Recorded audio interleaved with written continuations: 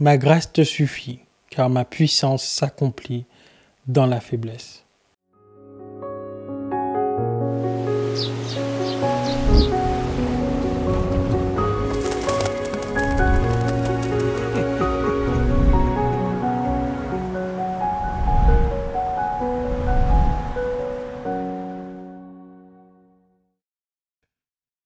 Nous vivons dans un monde qui idolâtre ce qui est neuf, intact et parfait.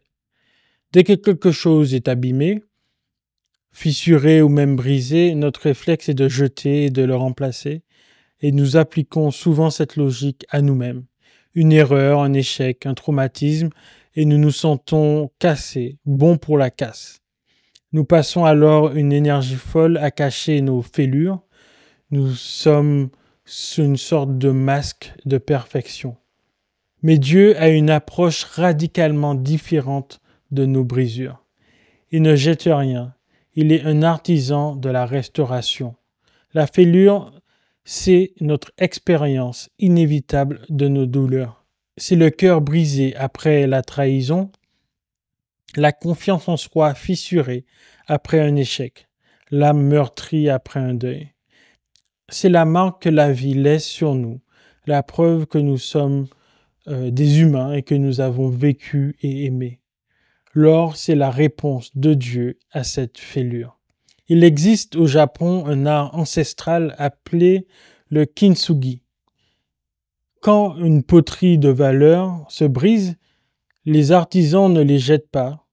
Ils passent des semaines à recoller les morceaux avec une laque spéciale.